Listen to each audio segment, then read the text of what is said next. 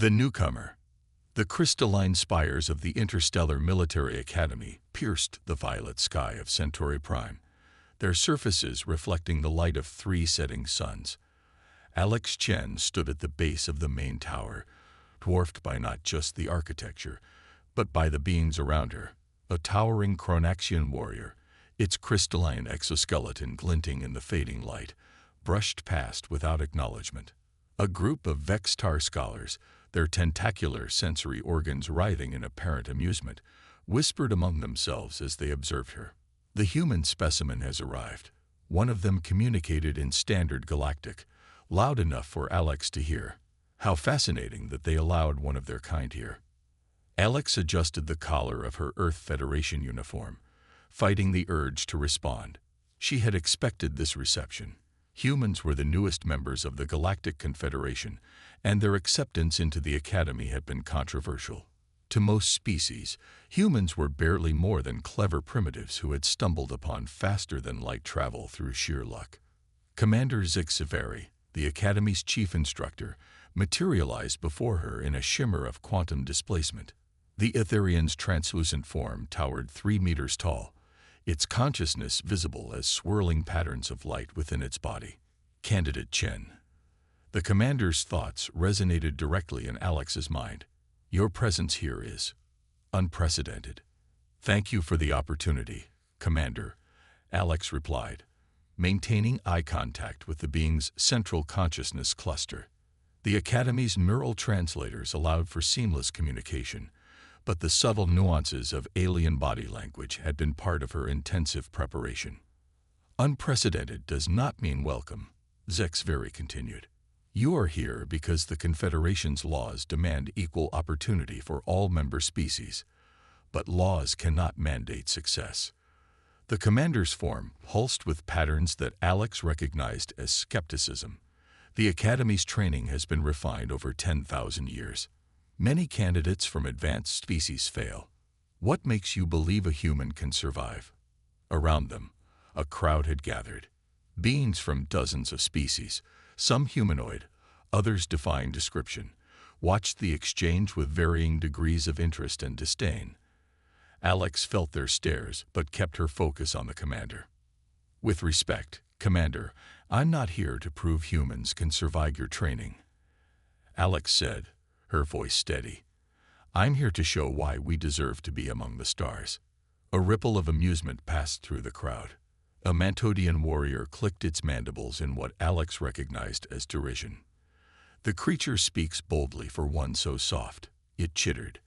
No natural armor, no enhanced senses, no evolutionary advantages. What can it offer? The commander's form sparkled with what might have been curiosity. Indeed, your species lacks the biological advantages of our other candidates. The Chronaxians can survive in vacuum. The Vextar can process information at quantum speeds. The Mantodians possess strength that could crush Durasteel. What do humans possess? Alex smiled, remembering her grandfather's words before she left Earth. We possess something that 10,000 years of advanced evolution didn't give you. We came from a world that tried to kill us every day, and we learned to kill it back. The statement hung in the air, causing several beings to shift uncomfortably. The commander's form pulsed with new patterns that Alex couldn't interpret. Interesting perspective, Zixaveri said. You will have the opportunity to demonstrate these capabilities. Your first trial begins in 06 hours. You will face the maze of perception. No human has ever attempted it. Most species require years of preparation. I'm ready now, Alex said, ignoring the murmurs of disbelief from the crowd. The commander's form flickered with what might have been amusement, confidence, or perhaps ignorance. Either way, you will learn. The being's form began to fade. Remember, Candidate Chen, this is not just your trial. You represent your entire species. Your failure or success here will echo through human history. As the commander disappeared, Alex stood alone in the gathering dusk. The crowd slowly dispersed, leaving her with only their doubts and dismissive glances. She looked up at the Academy's towers, their crystal surfaces now blood-red in the light of the setting suns. They didn't understand, couldn't understand. Humans hadn't evolved in the safety of stable worlds or been uplifted by benevolent precursors. They had clawed their way up from the mud of a death world, survived ice ages and asteroids, predators, and plagues. Every human carried within them the legacy of countless ancestors who had faced impossible odds and refused to die. Alex touched the small earth stone she wore on a chain under her uniform, a piece of the world that had forged her species. Tomorrow, she would show them what it meant to be human, not through strength or speed or biological advantages, but through the one thing that had kept humanity alive through its darkest hours: the absolute, burning refusal to accept failure as an option. The maze of perception awaited, and with it, the chance to rewrite the galaxy's understanding of humanity. Alex Chen, daughter of Earth, walked into the Academy's shadows, ready to carry the hopes of her species into whatever trials awaited. Breaking limits. The maze of perception loomed before Alex like a nightmare made real. Its walls shifted and warped, constructed from pure energy fields that bent both light and reality. The assembled crowd of alien cadets watched from the observation deck as she stood at the entrance, their expectations of her failure almost palpable in the artificially maintained atmosphere. Commander Zexaveri's form materialized beside her, its luminescent pattern swirling with what Alex had learned to recognize as anticipation. The maze adapts to each candidate's mental patterns, the commander explained. It will challenge not just your physical capabilities, but your very perception of reality. Most candidates require months of psychological preparation before attempting it. Alex nodded, her eyes fixed on the shifting patterns before her. How many have completed it on their first attempt? 3 in the Academy's history. Zexaveri responded. All were Vextar, with their quantum processing minds. The average completion time is 4 hours for those who succeed at all. The commander's form flickered. You have 2 hours before the maze's energy fields become lethal. There is no shame in withdrawing. Alex stepped forward, her voice firm. Humans don't withdraw. She paused, then added, we adapt. The energy field rippled as she stepped through the entrance. Immediately, the world around her transformed. The solid ground beneath her feet became a series of floating platforms suspended in what appeared to be infinite void. Each platform shifted and moved in patterns that seemed to defy physics. From the observation deck, the alien spectators watched through the maze's transparent outer walls. A Chronaxian cadet rumbled in amusement. The human will be fortunate to survive 10 minutes. Look how it hesitates. But Alex wasn't hesitating. She was observing. Years of training on Earth had taught her that survival didn't always mean charging forward. Sometimes it meant understanding the rules before breaking them. The platforms continued their dance through space, but Alex began to notice something. While their movements seemed random, there were patterns, subtle rhythms that reminded her of Earth's ocean waves. Her grandfather had been a fisherman in the Pacific, and he taught her how to read the water's movements. She took her first leap, landing gracefully on a platform that should have moved away but didn't. The crowd murmured in surprise. Impossible, a Vextar scholar whispered. It couldn't have calculated the quantum variations that quickly. But Alex wasn't calculating. She was feeling. Humans had evolved as persistence hunters, developing an innate ability to recognize patterns in chaos. Where the Vextar saw equations to be solved, she saw rhythms to be danced to. The maze shifted, responding to her success by introducing new challenges. The air itself began to fragment into prismatic shards that distorted her vision. Most species would have relied on their enhanced senses or technological aids. Alex closed her eyes. The human has given up, someone in the crowd declared. Commander Zexaveri watched silently, its patterns shifting with increasing interest. Alex moved through the maze with her eyes closed, using her other senses. The subtle vibrations through her feet, the changes in air pressure against her skin, the echoes of her own movements. Humans had spent millennia developing all their senses, not specializing in just one or two. The maze responded again, introducing gravitational anomalies that sent several platforms spinning in three-dimensional space. Alex opened her eyes and smiled. The earth stone around her neck floated upward, and she was reminded of her zero-gravity training. Humans had conquered their own planet's gravity well through sheer determination. This was just another puzzle to solve. She leaped from platform to platform, using the changing gravitational fields to her advantage. Where others would have fought against the chaos, she worked with it, letting the maze's attempts to confuse her become tools for progress. 90 minutes into the challenge, Alex faced the final chamber. The energy fields here were particularly dense, creating what appeared to be an impassable barrier of pure light. The approved solution involved carefully analyzing and decoding the energy patterns, a process that typically took even the most advanced species half an hour. Alex studied the barrier for exactly 10 seconds before walking straight through it. The crowd gasped collectively. Commander Zexaveri's form flared with surprise. On the other side, Alex emerged unscathed. She turned to face the barrier, knowing the observers could see her through it. The pattern wasn't meant to be solved, she announced. It was meant to make us think it needed solving. Sometimes the biggest obstacle is our own assumption that something is impossible. The maze powered down, its energy fields dissolving into harmless light. Alex had completed the challenge in 93 minutes, not the fastest time in Academy history, but the first completion ever recorded without using any technological aids or enhanced abilities. Commander Zexaveri appeared before her, its patterns now displaying completely new configurations. "You ignored the standard protocols," the commander stated. "You used methods that should not have worked." "With respect, Commander," Alex replied. "Humans have survived by learning that should not doesn't mean cannot. We don't overcome obstacles by being the strongest or fastest. We overcome them by refusing to accept their definitions of possible and impossible." The commander was silent for a long moment, its patterns swirling in complex ways. Finally, it spoke to the entire assembly. "The human has passed the first trial."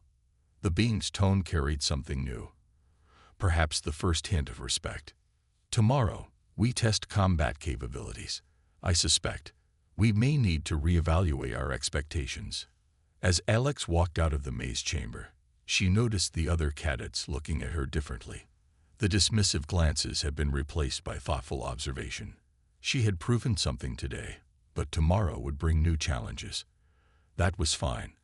Proving the impossible was what humans did best. The crisis. The combat arena hummed with suppressed energy as Alex stood in its center. Unlike the crystalline architecture of the rest of the Academy, this chamber was constructed from dark, energy-absorbing materials.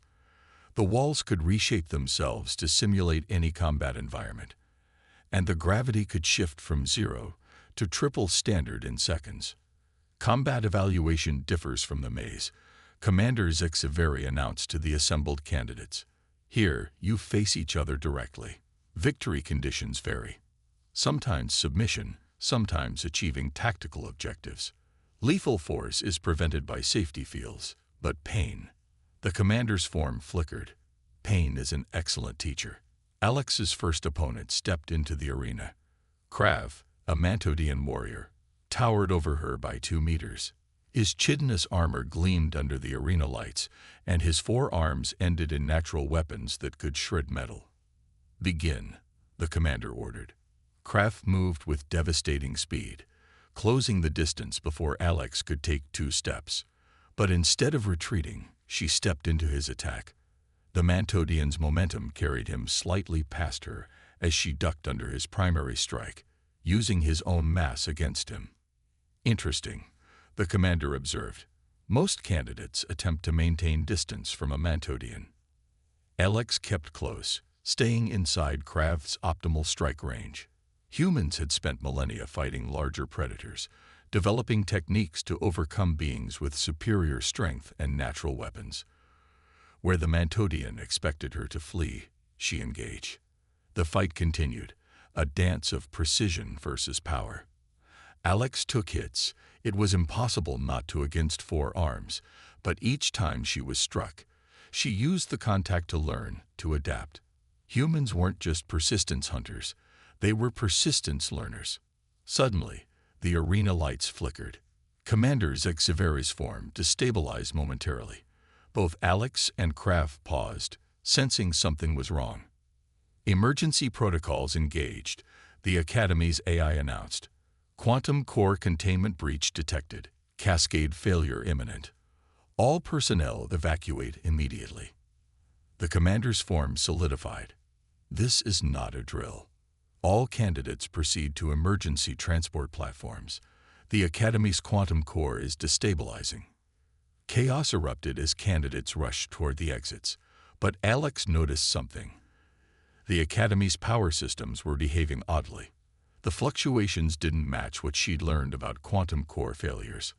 "Commander," she called out, "these energy signatures, they're wrong for a containment breach." Zexaveri paused, its patterns shifting rapidly. "Explain." "The harmonics are inverted. In a real breach, the power would surge from the core outward.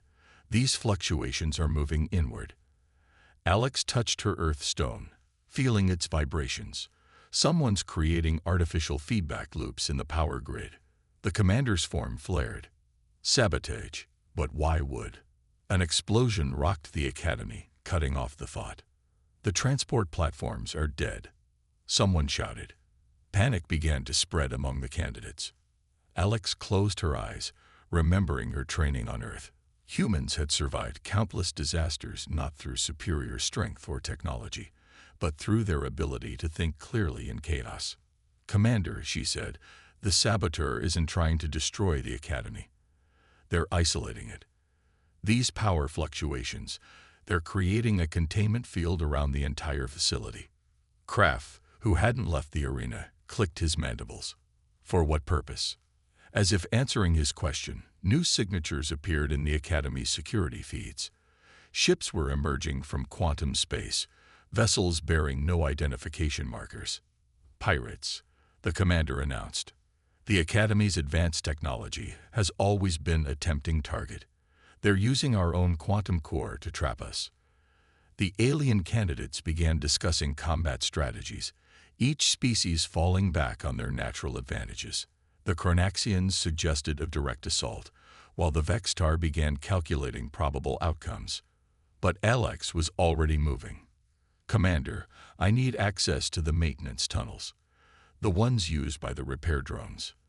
"Those tunnels are barely 40 centimeters in diameter," Zexaveri objected. "None of our candidates could." "I can," Alex interrupted. "Humans are adaptable, remember. More importantly, we're small." She managed a grim smile. "Finally, our lack of natural armor is an advantage." The commander's pattern swirled with rapid calculations. "What do you intend?" "The pirates are using our quantum core against us, but they have to maintain their feedback loop.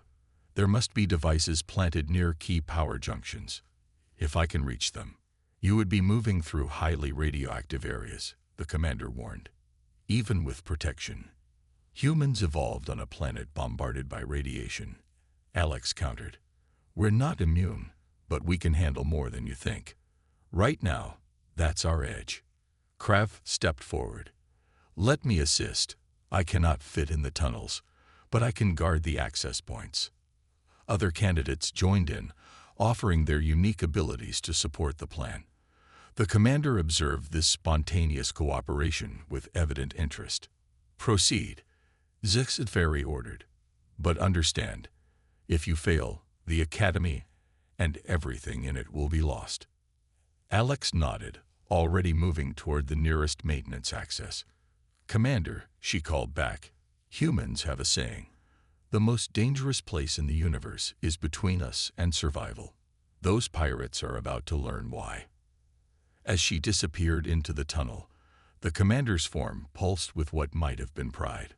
Perhaps it reflected they had all underestimated what humans could bring to the galaxy. Sometimes, the greatest strength wasn't in natural weapons or advanced evolution, but in the sheer unstoppable determination to protect others at any cost. The Academy's lights flickered again as Alex crawled through the radioactive darkness, carrying the hopes of every being above her. The real test was just beginning. Unity in chaos. The maintenance tunnel's metal walls pressed close around Alex as she crawled through the radioactive darkness. Her handheld sensor, jury-rigged with help from a Vextar cadet, blinked with increasing frequency as she approached the first power junction. Above, she could hear the distant sounds of the pirates attempting to breach the Academy's outer defenses. Junction 1 in sight, she whispered into her communicator. The device, enhanced by Chronaxian crystalline technology, carried her voice clearly despite the interference. Life signs stable. Commander Zexaveri's voice responded. But radiation levels are approaching critical threshold for organic tissue. Alex ignored the warning. The radiation burns across her back were already making movement painful, but humans had endured worse during their long climb to the stars. I can see the sabotage device. It's different than we expected. The device pulsed with an odd organic quality. This wasn't standard pirate technology. It was something else, something that made her earth stone vibrate with an unfamiliar resonance. Quantum organic hybrid, a Vextar voice cut in. Fascinating. The pirates must have salvaged precursor technology. Standard deactivation protocols will fail. Alex studied the device, her mind racing. Humanity had survived and thrived not through superior technology, but through their ability to improvise, to see solutions where others saw only problems. The pirates aren't just after the Academy's technology, she realized. They're testing it. This is an evaluation of our defenses. She touched the earth stone around her neck, feeling its warmth. Commander, I need to try something unconventional. Your previous unconventional approaches have proven effective. Zexaveri responded, a note of what might have been amusement in its voice. Proceed. Alex pulled the earth stone from her neck. Throughout human history, their planet's unique geological composition had produced materials with unexpected properties. This stone, taken from a meteor crater, contained elements not found anywhere else in known space. She pressed the stone against the organic component of the device. For a moment, nothing happened. Then the device's pulsing pattern began to change, its quantum field disrupted by the stone's unique properties. It's working, she reported. The Earth stone's radiation signature is interfering with their control matrix. Craft, get ready. When this goes down, they'll know. The Mantodian warrior clicked an acknowledgement. He and other combat-capable candidates have positioned themselves throughout the Academy, ready to repel borders. The device gave one final pulse before going dark. Immediately, alarms blared throughout the facility. They're making their move, Commander Zexaveri announced. All defense teams, prepare for engagement. Alex began moving toward the second junction, her movements slower now as radiation exposure took its toll. But humans had evolved as persistence predators, capable of continuing long after other species would have faltered. Above, the battle began. Pirates breached the outer defenses, only to find themselves facing the unified defense force of Academy candidates. Each species brought their unique abilities to the fight. Chronaxians providing unbreakable defensive lines, Vextar coordinating tactics with their quantum speed processing, Mantodians engaging in close combat. Second junction reached, Alex gasped, her vision blurring. The radiation levels here were even higher, but she could see the second device. This one was larger, its organic components more prominent. Life signs critical, the commander warned. Cellular degradation accelerating. Doesn't matter, Alex muttered, pressing forward. Humans don't stop, not when others depend on us. She reached for the device, but her radiation-burned hands shook. The earth stone slipped from her grasp, clattering against the tunnel floor. In that moment, something unexpected happened. A slender, crystalline arm reached past her, grabbing the stone. A Chronaxian maintenance drone, barely small enough to fit in the tunnel, had followed her. You are not alone, human. The drone's operator spoke through its speakers. Alex recognized the voice of the Chronaxian cadet she'd helped during training. Your kind taught us that strength comes in many forms. Let us help." Together, they pressed the stone against the device. The effect was immediate and dramatic. The quantum field collapsed, taking the pirates' containment barrier with it. "Primary systems restoring," the Academy AI announced. "Defense grids online. Security forces approaching." Alex smiled weakly as consciousness began to fade. The last thing she saw was the maintenance tunnel being torn open by Kraft's powerful claws as her fellow candidates rushed to extract her.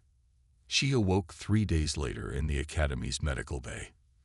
Commander Xaveri stood nearby, its form glowing with new patterns she'd never seen before. "The pirates have been captured," the commander informed her. "They were agents of a hostile faction, testing our vulnerabilities. Thanks to you, they found none to exploit." Alex tried to sit up, finding her radiation burns mostly healed by advanced medical technology. "Thanks to all of us," she corrected. "Every species played a part." "Yes," Xaveri agreed, "but it was human innovation and human willingness to sacrifice for others that made victory possible." The commander's form shifted. "We have long judged species by their natural advantages. Perhaps we should have been looking at their choices instead."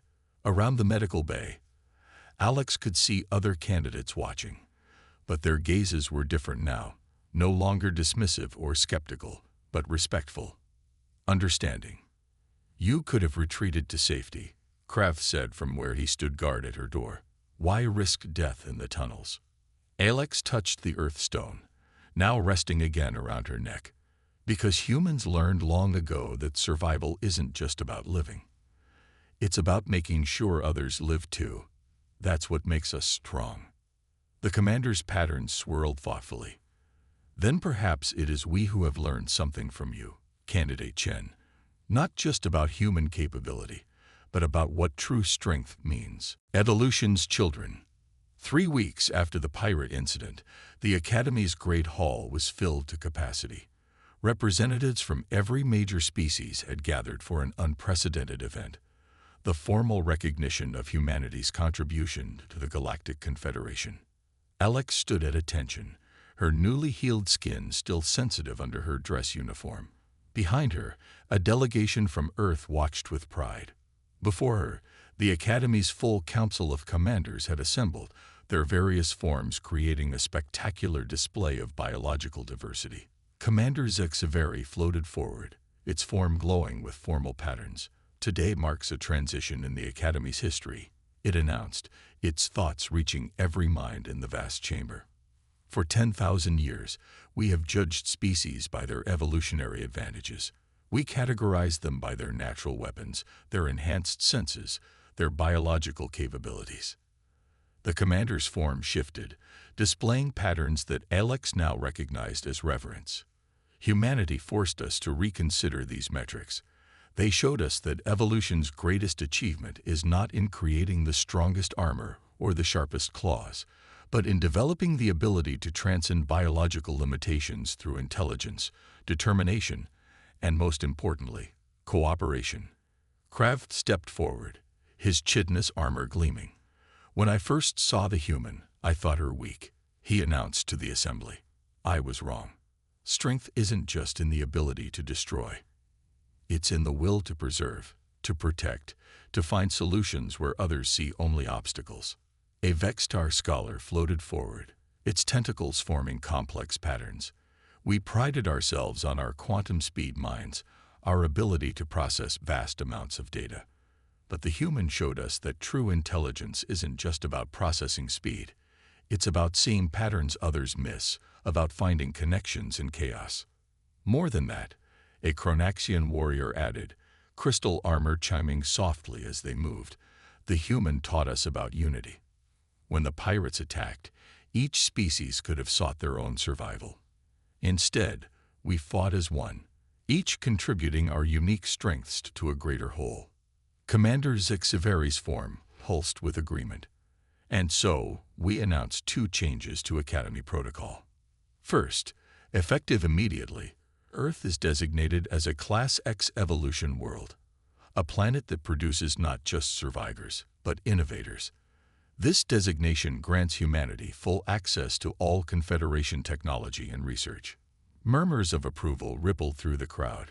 Class X designation was rare, previously reserved for only the most advanced species. Second, the commander continued, Academy training will be restructured. No longer will we focus solely on individual species advantages.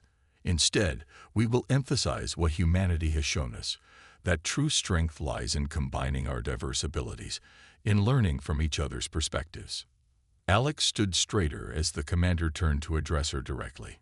Candidate Chen, step forward. She moved with measured steps, feeling the weight of history in this moment. This wasn't just about her. It was about humanity's place among the stars. Your actions during the crisis saved the Academy, HFY stated. But more importantly, you showed us a new way forward. The pirates sought to exploit our differences. Instead, you showed us how to unite despite them, or perhaps because of them. The commander's form expanded, filling the space with patterns of formal declaration. Therefore, by unanimous decision of the Council, you are appointed as the Academy's first human instructor of adaptive tactics and interspecies cooperation. Alex's eyes widened. No candidate had ever been elevated directly to instructor status, let alone been given authority to create an entirely new training discipline. Furthermore, HFY continued, we request that Earth send more candidates, not because we doubt their abilities, but because we now understand what they can teach us. Alex stepped forward to accept the appointment, but paused. Commander, with respect, I would request one addition to my new role. The commander's patterns shifted to curiosity. Speak. Let every instructor be paired with a colleague from a different species, Alex suggested.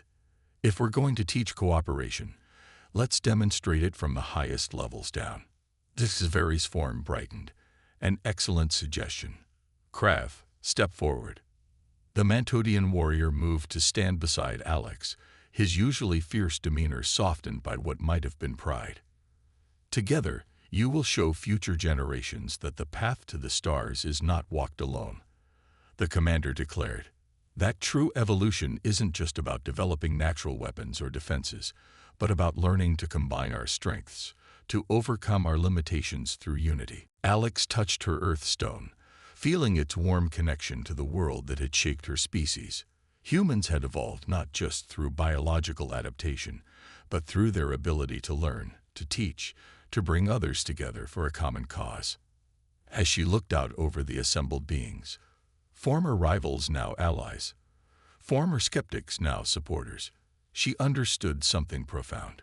Humanity's greatest strength wasn't in their adaptability or their persistence or their creativity. It was in their ability to show others that impossible was just another word for not yet tried. The galaxy had expected humans to prove themselves worthy of the stars. Instead, they had shown that worthiness wasn't about individual capability. It was about the willingness to reach across boundaries, to lift others up, to face challenges not alone but together. In the end, that was humanity's gift to the stars, not the power to survive, but the wisdom to understand that survival itself was just the beginning. The real adventure lay in showing others how to thrive.